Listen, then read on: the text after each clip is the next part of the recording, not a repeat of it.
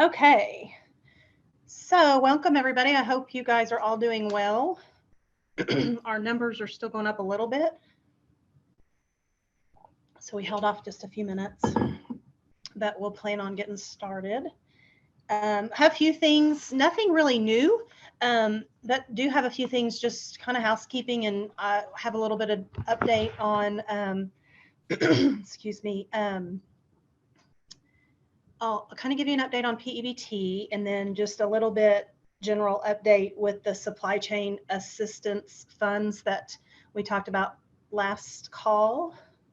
As a reminder, we are still waiting on a few low income reports to come in, but to be able to determine funding for everybody, but we will get that figured out.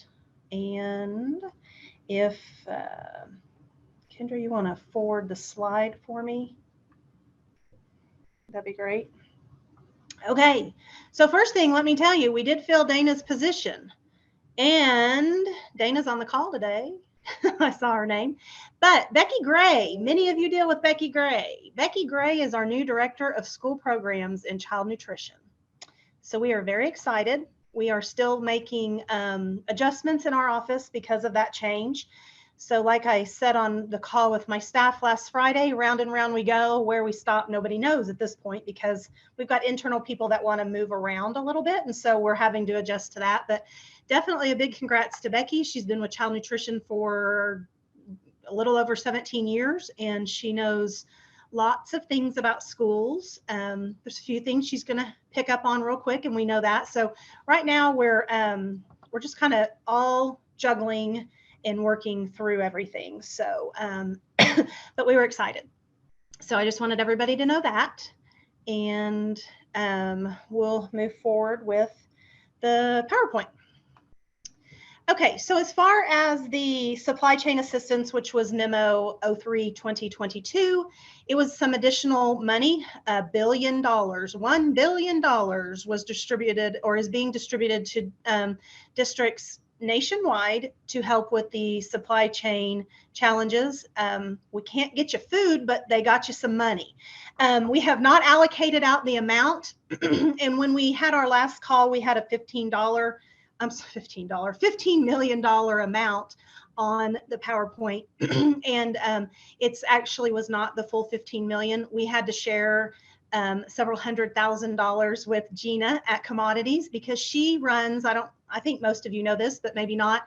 We deal with public schools. Gina deals with all the private schools that are on the National School Lunch Program. So she gets a percentage of that money based on a formula that USDA figures. So our actual allotment was $14,701,248. So we will be, again, the next slide talks about there's a required attestation statement that you at your district will have to complete. We pretty much have that completed. We are just waiting on some additional guidance from USDA regarding management companies and what that's going to look like in school districts that contract with a management company for these funds. So I need to include a little bit of that information in the attestation statement, and I can't because I don't have it. So that's why we haven't gone out with that attestation statement. But you're not required to accept the funds, but I have to know one way or another. And if you are, we need this signed attestation statement. But that, again, it has not gone out yet, so don't worry. I'm hoping that'll go out within 2 weeks or less. And so just in general, I just want to remind you all of some of the things, and this will be in that attestation statement because you have to agree to it, but just remind you as a refresher, the items that are allowable with those funds. And it is only for unprocessed or minimally processed foods. Some examples they give are fluid milk and other dairy foods such as cheese and yogurt, fruits and vegetables, including 100% juice, grain products such as pasta, rice, and rice products, meats, whole pieces or food items such as ground beef, and meat alternates such as beans or legumes, foods in a variety of minimally processed states such as whole, cut, or pureed, and or forms such as fresh, frozen, canned, and dried are allowable. And as a reminder, you still have to follow Buy American requirements for these products. And then significantly processed or prepared may not be purchased with these funds. And they do give a few examples of that.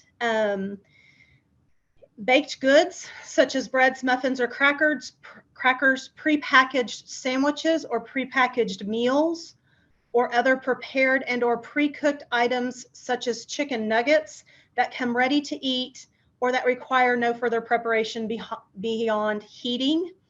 It also, you may not be able to, or you are not allowed to use these funds for labor, supplies, or administrative expenses. So just as a reminder, I'm just kind of touching on the high points. It's for currently operating, schools operating the NSLP, and it cannot be used for other programs such as special milk, fresh fruit and vegetable, summer food service program, or the child and adult care food program.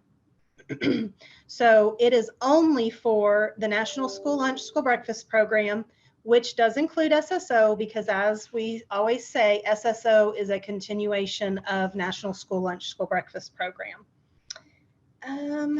I just kind of hit on some high points. We have the ability as a state to keep some of the funds if we choose to, and we are not doing that. We're going to distribute all of it. So just so you know that. And everybody will get a base amount of $5,000. Everybody will get that. And then the rest will be distributed among the formula that USDA gives regarding enrollment for this school year, using the October number of low income reports. So we will be figuring it based on that. And that's part of the reason we have not fully sent the allocation, because the attestation statement will tell you how much you're expected to get, unless we have people decline it, and then we'll have to allocate that on a district. So if a district said they didn't want it and they were to get, I don't know, $10,000, we have to redistribute that $10,000 to everybody. So your attestation statement will be the minimum you're going to get, but if we have to reallocate because someone declines, it could be a little bit more. So just making you aware of that. It's a little bit of a process, but we're trying to get it just done as quick as we can. You won't have to use it all this year, so don't panic there. And I mean, of course, depending on the amount you get, you may be able to use it all this year. So just FYI on that. And when the letter goes out, it will have the OCAS codes in it, just so you know. We're going to give you that information. And I think I've already stated that you guys can decline if you choose to do so. Anyway, so that's just kind of a refresher and reminder about those. And we are still working internally through that process. So next slide, please. Equipment purchase and approvals, just as a reminder, getting more and more of these every day. Lots of money out there in child nutrition that you'll thankfully able to update equipment that you might need. But if it's anything over $5,000 and it is not on per item, and that is per item, and it is not on page P8 of the child nutrition manual, I have to approve that. And so you do have to have 2 or more quotes for those. And that's what you'll need to send me with your justification on what you want to purchase. And if it's 100% child nutrition use, child nutrition can fully pay for that. If it's something that other programs might use, then there's a prorated amount that can be used for that child nutrition can pay for. So, and you have to use that indirect cost rate that OCAS assigns to a district each year. But I do have to have those. Excuse me, those approvals. The other thing that I did just happen to remember, and we don't have a slide for, but in probably the next, I say less than 2 weeks, we're going to get a report from OCAS of all districts that exceeded their 3-month operating balance. And we'll be sending out letters because you'll have to show us that you've spent that money. So there'll be a form letter. You'll respond to it. You'll send your documentation in, but we don't have that back quite yet. But once we get it, we will be sending out letters.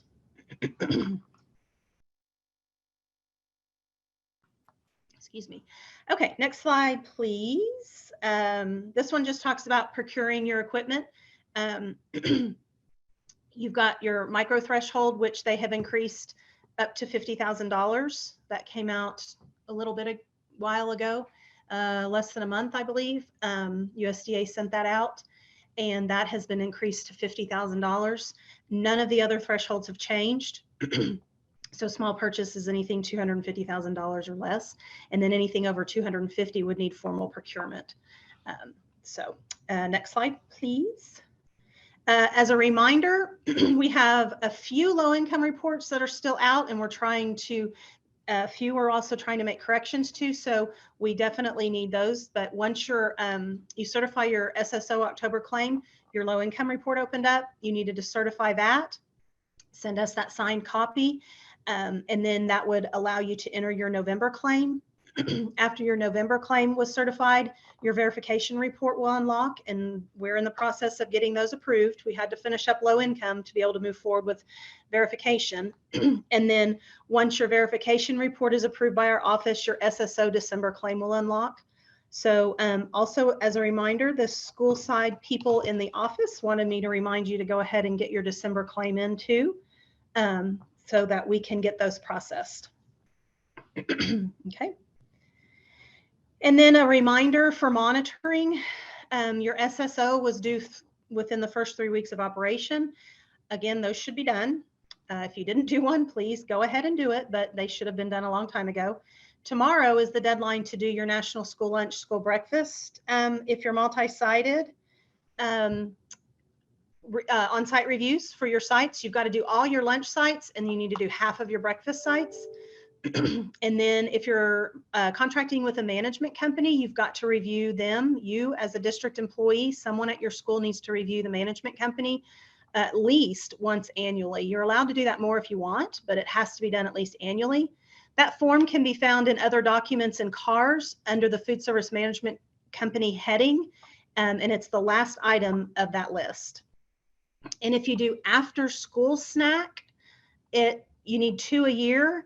And the first one is always supposed to be within the first 4 weeks of operation. And then you've got to do another one by the time school's out. So those are some monitoring reminders for you. Next slide.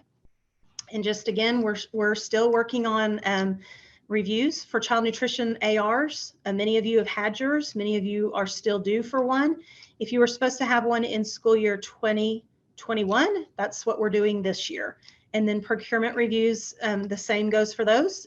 We contract those out with DWG, that's an auditing firm here in Oklahoma City that's conducting those reviews for us. And next list of things coming are our trainings. We updated this, and we've got a lot more because summer feeding trainings start this week. Dee will be having a training on the 2nd, and that will be for the application training. Excuse me. And that will be recorded so that you can go back to it and review it if you need to. And then the others are by Zoom. We had hoped to have some in person this year, but because of the uptick with the cases, we had to move to Zoom. All those had to be moved to Zoom. So you have several options for summer feeding program right now. And I will get something in the chat in a few minutes as far as there was an email that went out today through the summer feeding from Dee, and a lot of them were kicked back as undeliverable because we've had a lot of changes in job changes, people changing jobs or not being there. And so she got a lot of undeliverable ones, but we're having an issue with our summer feeding mass email option to be able to send out a mass email, and that's being looked at right now. So Dee sent one out. It had an attachment with a lot of information to get going for the summer feeding this year. So I've got, gonna put something in the chat in a few minutes before we're done. Okay, next slide. We still have nothing from USDA as far as waivers for this summer for SFSP or for next school year, 22-23. I haven't heard anything. We had a call with USDA last Thursday. They're not hearing anything yet. I still think it's a little early. And again, I keep going back to this. If you remember last year, we didn't find out until April that you were going to be allowed to serve meals free for this current year and some of those waivers. So I still think it's a tad early. We're just going into February tomorrow. But as a reminder, the SSO waiver flexibilities go until June 30th. So those are in place. So if you want to stay on Seamless Summer until June 30th and have all those flexibilities and be reimbursed at that summer rate, you have that ability to do that. And then you could, if you want, for July, switch over to summer food service. If that's what you're going to do, you still have to apply for summer feeding now because the application closes in April, as it always does. We have to have time to approve those and get with you all before you get started and get you approved. At risk must stop the last day of your school. So if your last day of school is May 15th, that is the last day you can serve at risk. It cannot go into June unless your school year is going into June. And then as far as summer feeding, these trainings will be as if we have no waivers at this point, because we don't have any. There are no summer feeding program waivers as of this point. And next, okay. So PEBT, a lot going on with that. And I know a lot of people at your districts are getting calls, and I'm sure that means some of you all are on these calls as well. So for PEBT last school year 2021, there were some errors and some kids didn't get cards, and we are aware of that. The parent has the ability to complete what's called a parent review form on the website that you see on here, the sde.ok.gov/PEBT. If you open that link and you go to the bottom, there's a white box at the bottom that says PEBT parent review form. They have the ability to fill that out if they feel they should have gotten a card. Now, one thing we're hearing a lot right now is, I've lost my card may have been stolen, I don't know where my card is. And so they're calling it's an 888 number, 1-800 number. And that is the company that issued the cards that DHS uses. And when you don't have the card number because you've lost it, or it was stolen, or you can't find it, whatever the case may be, they're saying they need a case number from you. And they're telling, not necessarily you, but parents, they're telling parents they need a case number. And so then they're turning around and the parent says, well, where do I get a case number? And they say, the card company is saying you need to call the school for that case number. And that is 100% false. DHS assigns those case numbers. Nobody else can assign that case number. Every card that went out for PEBT, or any card that ever leaves DHS SNAP office, because that's what these are, they're a SNAP card, cannot be sent out without a case number assigned to it. And it's a letter followed by 6 digits. The only person that can give that number is DHS. And I have spoken to several people at DHS and begged and pleaded with them to please tell the card company to quit telling them, the parent, to call the school district. It hasn't helped. I can only do so much. But what they told me was they would let the card company know that. And somebody did just put in the chat about a student testing number. I'm going to get to that. It's 2 different numbers, so hold on.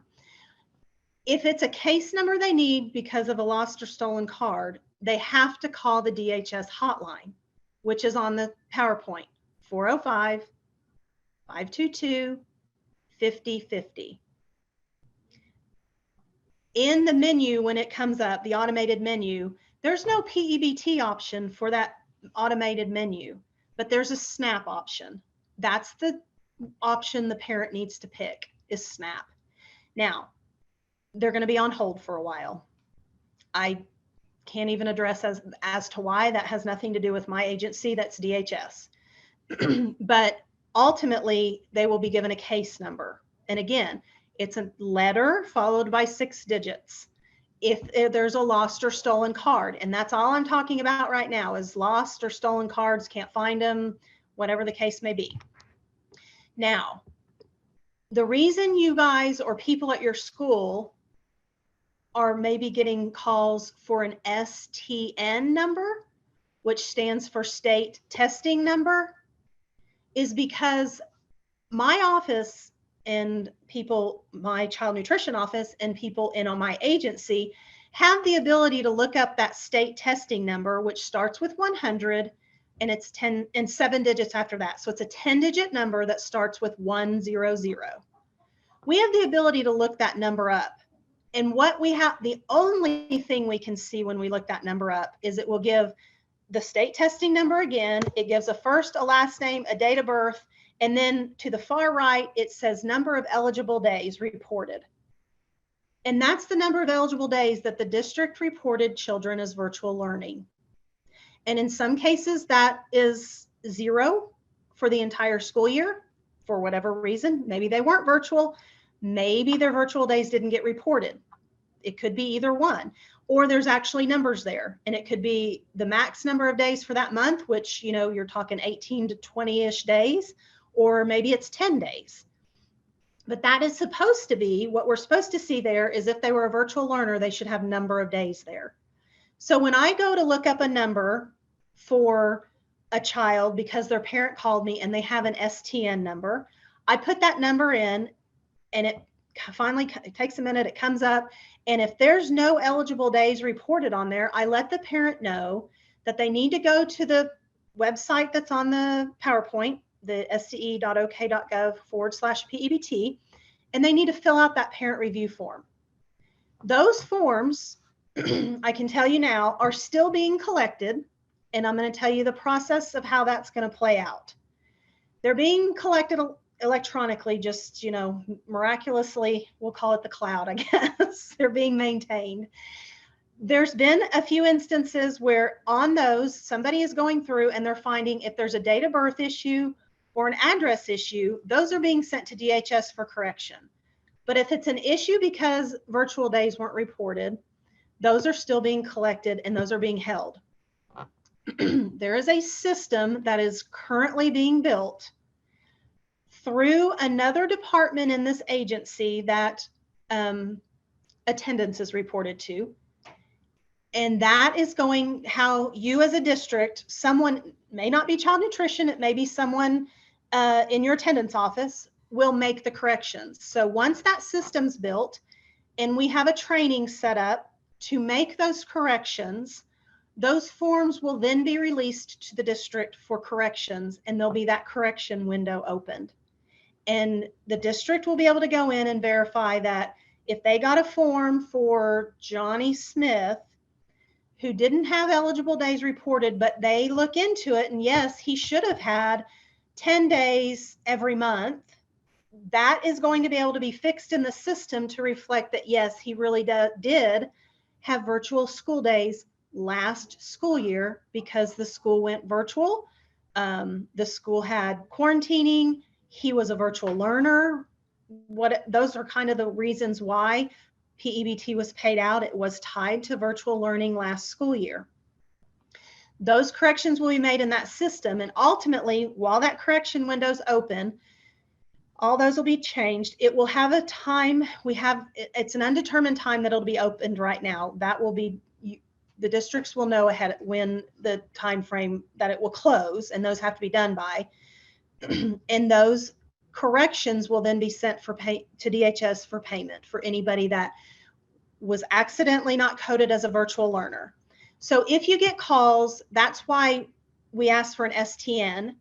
That STN is also needed for them to fill out that form.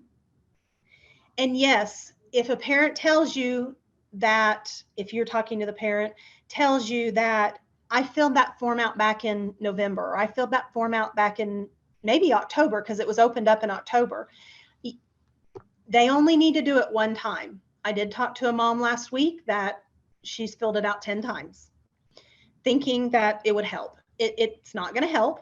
We need it one time. And you can put multiple children on that form. So a family of 3 kids, 5 kids, whatever the case may be, they can add a child and make sure everybody's on the same form. They don't have to do a form per child. So just so you know that. So there is a process. It's just not clearly happening as quickly as we would like it to, as parents would like it to. And it's because we had to have a way to make corrections for those virtual days, and it couldn't be done, from what I was told by my data people in the agency, it couldn't be done in the current system. We had to do a supplemental kind of a side system type deal to do that. So that's really where we are with PEBT. Summer PEBT is, I believe it's still being paid out. I know it was last week. I know there were many people that got payments last week. And this is going to sound really odd too, that it does take more than 1 week to make payments because they are only allowed to process so many payments a day. Their system can only do so many a day. And there were hundreds of thousands of summer benefits paid out alone. And so that was a flat rate of $375. And that was tied to May of 21 free and reduced students based on a free and reduced application for last school year, CEP Provision 2 and 3 schools. Didn't matter how they learned in May because summer doesn't have a learning style. You know, in most instances, there's not school in the summer. So it was just tied to free and reduced in May. Again, free and reduced application had to be completed, and CEP Provision 2 and 3 schools got it. The other thing that's really odd about those is they sent the cards out, but they load them after the fact. And that has nothing to do with this agency. That's how they have to do their payments at DHS. It sounds very odd, but that's what I've been told. So, so we actually have parents who received summer benefits that are still waiting for corrections for school year 2021. And that has happened. So just so you are aware of that.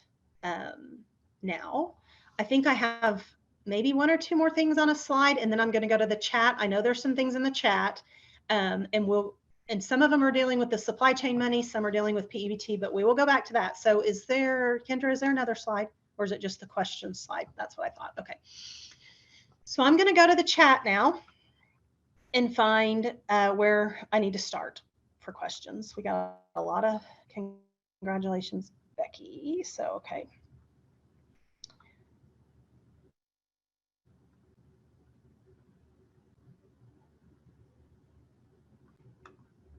As far as summer food service training, if you are only going to stay on SSO until June because of the flexibilities, and you have no intention of doing summer food service program, SFSP training, there's no training you need to do. But if you're gonna stay on SSO until June and then want to switch to summer feeding, yes, you need to attend a training and you've got to get started on your application. Okay, I hope that helps. And the chat keeps jumping, so I'm sorry. Yes, Dana, we're getting PEBT calls here too. And guess who's taking the ones you used to do? Me. And I did get your email about the one parent. So I'm going to be sending that to my contacts at DHS to let them know it's still happening. Dina, let me write this down real quick. And I will call you unless I answered your question in what I talked about. And if I did, you can let me know.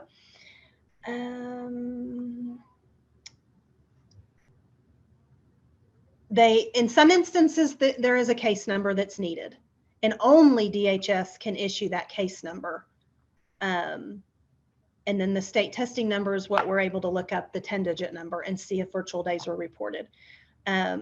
So there is a difference between case number and state testing number. There's a difference, and I talked about that. Okay, so somebody has a question about supply chain assistance funds. So regarding the supply chain assistance funds and getting additional information for management companies, does this mean that schools using a management company are able to get this funding? Yes, it does. It does. But it's what the management company will have to provide to the district to get that money that they don't normally provide. And that's the guidance I'm waiting on. who are they going to release that information to in the district? I don't know. I have not been told that, but it will be part of the training that's being developed. I'm part of that training, but that time frame and who it's going to be released to will be up to the data department. Okay, it jumped again. I'm sorry. Okay, here we go. Is the supply chain money for schools on SSO or only NSLP?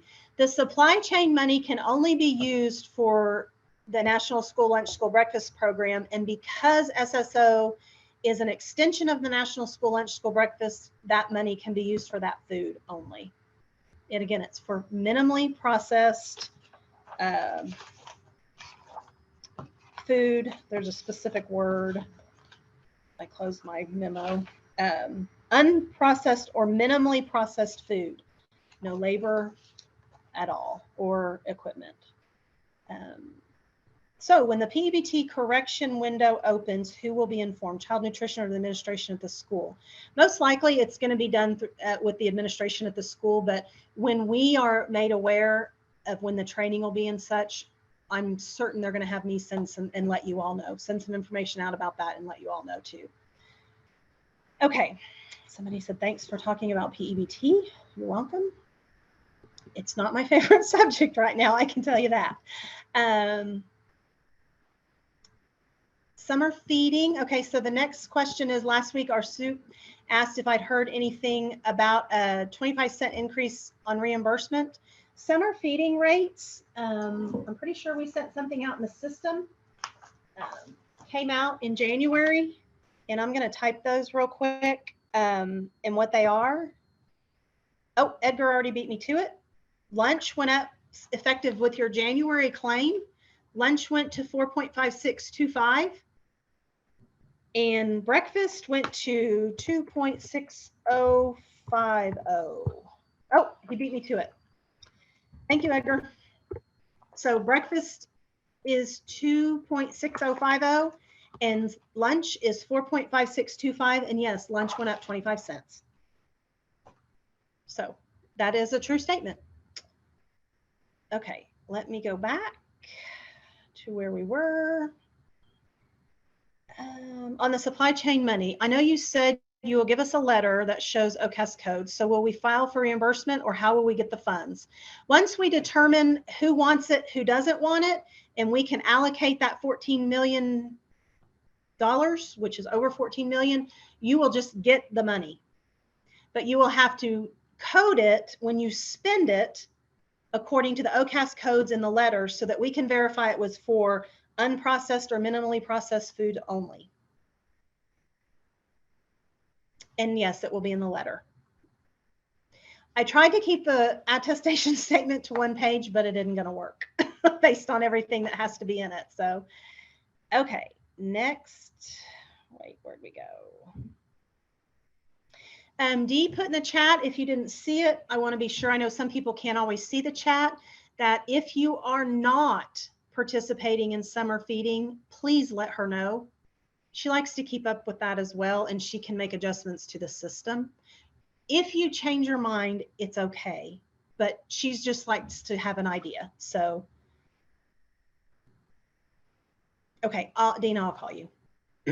On a side note, manufacturers, when we ask for whole grain things for our menus for next year, are like, we have this item, and they are not always whole grain. Well, as of right now, we can only go with what we know, and it's that grains have to be whole grain next year. I can't do anything about that. I have no information that it's going to go half your grains have to be whole grain.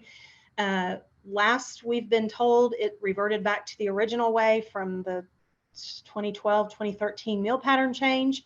And that's what we have to go by. And again, and I know you guys are working on your bids and you're working on stuff for next year. USDA knows that. I'm not sure my regional office knows that. I just sometimes wonder about national office. That's where this comes from. And it actually comes from because ever since COVID started, everything's run through Washington, DC, but the White House. So normally things like this don't go to the White House, but because of COVID, everything goes to the White House. So I'll leave that right there.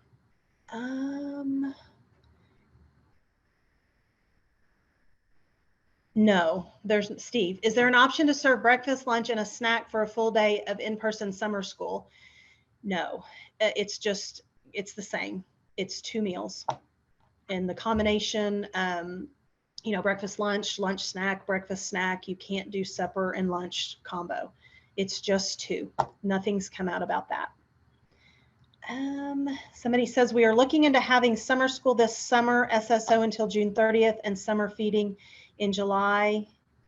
D, it says lunchroom, but the person who is on the chat as lunchroom, could you please say what district you're with so that Dee can put you on her list and make sure you get the information you need. Edgar again put the summer feeding rates that went up will go up with your January claim when you submit that next week or starting tomorrow, I guess. No, nothing's changed with CACFP. Summer feeding is the only program that rates change in January. All the other programs change in July. And you don't normally realize that because we're not operating summer feeding rates in the middle of a school year. So you wouldn't know that they went up. We obviously did because we have to adjust our system for it for the coming summer feeding. But no, nothing changed with any other rates except summer feeding. No, you do not have to do anything with your adults. And that's because in your Schedule B, with the adult price you're feeding, we had you all charge the national school lunch rate so that when January hit, you would not have to adjust your adult prices. So your adult prices are what they are on the Schedule B and do not have to be changed. SSO and SFP rates will be the same for June. That is correct. That is correct. What form do we need to complete for SFA? The Food Service Management Company review form is on under other documents on CARS under the Food Service Management Company heading, and it's the last item. That's where you can find the management company one, and the that's specific to management company schools, and so it's about a 6-page checklist that you have to complete. And then the if you're needing to do if you're multi-sited and you're needing to do your National School Lunch, School Breakfast monitoring, those are in the Child Nutrition Manual as well as in CARS. So you can find those there. You have to do one for each lunch site and half your breakfast sites. If you are not doing summer feeding, you need to let D. Houston know.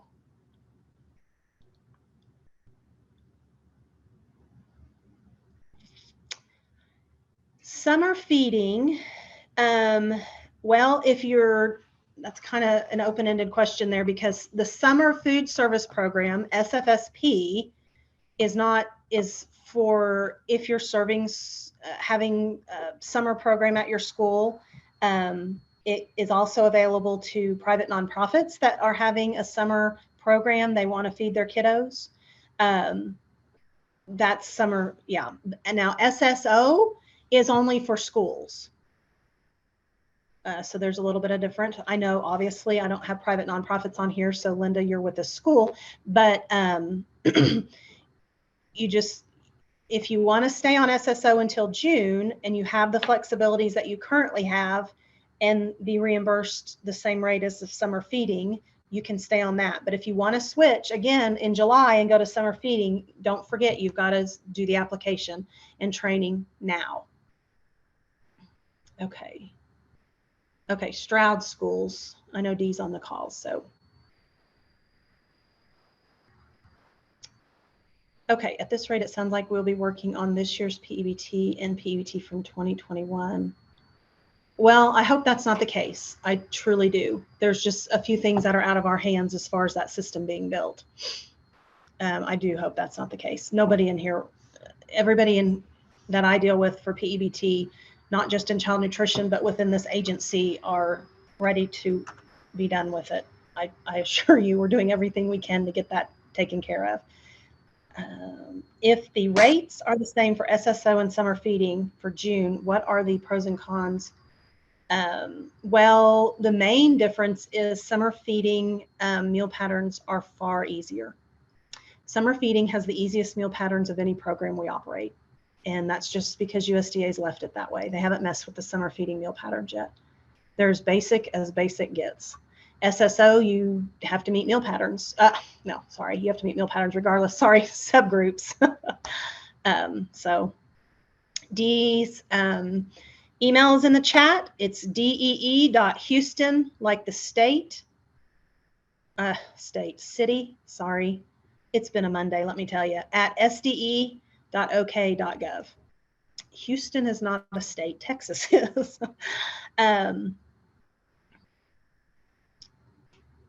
Looks like D. Eufaula is going to stay SSO. And no, whole grains are not necessary for summer feeding. That is correct. Don't even have to do whole grains in summer feeding. It's just your basic milk, fruit, veg, grain, meat alternate. Basic. No subgroups, no colors, no calories, no saturated fat, no sodium, no whole grain. It's as basic as you can get. Until USDA changes it. And then it's just going to be, who knows.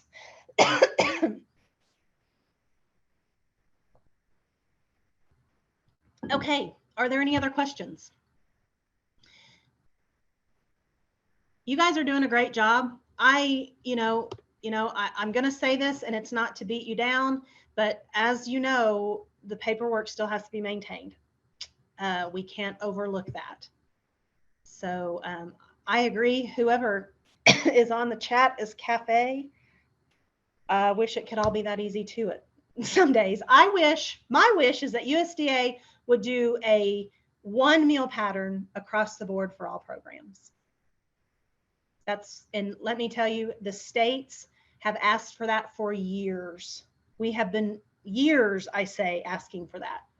Because in one program, and this is an argument that John Dupree from Louisiana makes, you got a school that has to meet these really strict meal pattern guidelines during the day for National School Lunch, School Breakfast, but they operate the at-risk in the evening and serve a supper and a snack, and they don't have these stringent guidelines. So for part of the day, we're really watching what we feed them, and then we get on another program in late afternoon of school day, and they can have basically whatever they want. It just doesn't make sense. What are we doing here? So I can tell you that we have pushed for years since I've really come into not this executive director position, but into the office and helped administer these. At all the trainings we go to, we beg for that, basically. I mean, we know how bad you all want that. And yes, SNA has been advocating for it too, but just know the states feel the same way. Okay, some more popped up as I kind of rambled and got on a little bit of a rant, but that's just how I feel about it. Okay, D. Wilson and Henrietta will not participate. Hobart will not participate. Carla at Olive agrees. Like they did before 2012. Yes, SNA is advocating for it. Let's all push for child nutrition programs to have the same meal pattern, menus, regs, etc. Yeah, the regs I can see have to be a little different, but menus, and they don't have to. They could be the same. But yeah, Dana's saying everybody stay safe if we get the weather. Denise, hey girl, didn't know you were on here. Amen to that. I agree. And yeah, they eat whatever they want at home. Who do we contact to get all emails for trainings and updates sent to you? We need to see how, if you're listed as someone in the CARS program as receiving emails is what we need to check. Piedmont is not going to participate in summer feeding. Beggs will not participate in summer feeding. Whitcliffe is not going to do summer feeding. Okay. Okay. Any other questions? You guys are doing great. I know you're dealing with more this year than you have pretty much all of COVID because of staffing and because of meal pattern, supply chain. And I know some of you are filling in ways that you've never filled in before, we know how much you've been dealing with. We do. And we are doing everything we can to work with you all when we are on a review. But there's just, sometimes there's things that cannot be overlooked. Just, you have, let's see, I've got something else that popped up. Okay, some of you may have received, thank you, Harold. I had forgotten about this. Some of you may have received an email. Well, I know you got one from me letting you know that somebody would be reaching out to you regarding an SMO study. I will do my best to answer questions on that. If you want to reach out to me, I may have to get further clarification from them. But Harold, if you want to email me or call me, I'll see what I can answer the best I can. And if I need to ask someone else, I can. If I had a magic 8-ball for sodium level when you do menus for next year, I'd stick with 2. I would stick with level 2. Okay, Dee, are you seeing these in the chat? You've got quite a few people letting you know, so very good. Very good, very good. Okay, anybody else have anything they have a question on, concern? Okay, good deal, Dee. Anything? I don't want to keep you for no reason. Again, thank you for what you all continue to do. And as soon, we'll plan on a call in 2 weeks, which is, what is 2 weeks? Gosh, is that Valentine's Day? I think it is. That means it's Kendra Mervelt's birthday. We're going to have a call for Kendra's birthday. Anyway, we'll plan on a call on the 14th. Again, I don't know if I'll have any new information, but just it gives you an opportunity to ask questions. I can update you on what I hear. And hopefully by then we'll have this attestation statement out and be nailing down amounts and who gets what. So plan on 2 weeks, the 14th at 1:30. And if something comes up, of course, we will always reach out to you. Continue to look for emails and such from us. And we appreciate everything you've done. Take care and have a good rest of your week, everybody. Thank you. Bye-bye.